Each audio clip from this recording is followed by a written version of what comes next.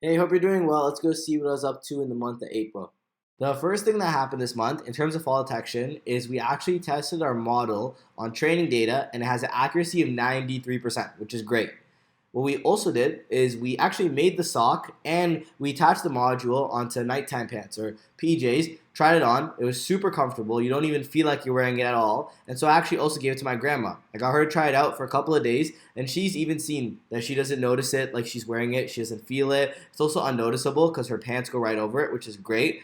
Now the last piece that we tested out was the waterproofing. So since we will take these socks and put them in the washer and dryer, we have to make sure that we can actually put this module in the washer and dryer. And so we did that. We took the socks, we put it in the washer and dryer, 5 cycles, 55 minutes each of the cycles, and we realized that water did get through. And so you could see at the start, a lot of water got through, but then we added a silicone sealant, and then about 50% of the water got through, and then we added a gasket, which is kind of like a rubber material that you can see. You see them in water bottles a lot of the time, but then only 10% of the water got through. And so now what we're doing is we're changing the material of the actual module, and we're also reducing the size because one of the pieces of feedback we got from my grandma was that when she puts it on, it's kind of hard to put on sometimes because of how large it is. And so she said that she doesn't feel it, but that when she puts it on, it's a little bit hard. So we're reducing the size to 50% of what it actually is right now and changing the material, and then we'll go from there to see how things go. We also made a quick website which you can check out. It's fallix.com, Falllyx.com.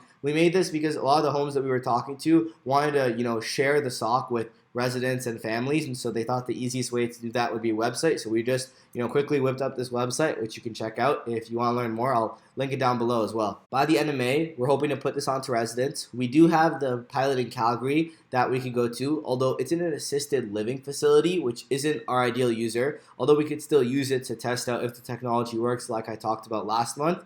The ideal case scenario is we get a pilot with an independent living home here in Ontario, and so that's something that we're hopefully going to be doing in May and going from there. The second thing that happened this month in terms of the chatbot that we were working on for follow-up appointment reminders, we actually got approval from Ocean Road Hospital, which is the largest cancer hospital in Tanzania, to implement it with them for 2 of their chemotherapy clinics that serve 1,500 patients every single month. And so right now we're about 90% done the first version of development. You can see it right here. On the left-hand side, you see patient names, and then the nurse can also manually go in and chat with the patient in case they have any specific questions or in case the bot's not good at answering the questions. And then the bot will just automatically learn also from the manual nurse responses. And then also you can see here that there's a section for the nurse to add in the patient information so that the bot can automatically text them. And so right now we're just waiting to get ethical clearance from the board of directors of the hospital so that we can implement this, and then just finishing up the last couple of stages of development, and then we're going to go from there. As a disclaimer, I am working on this chatbot less because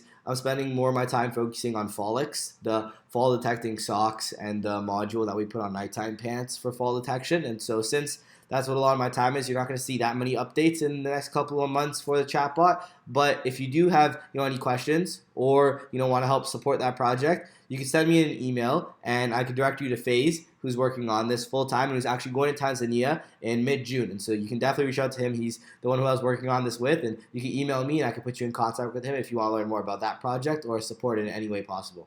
Well, that's all from me for the month of April. I'll see you guys at the end of May. Bye.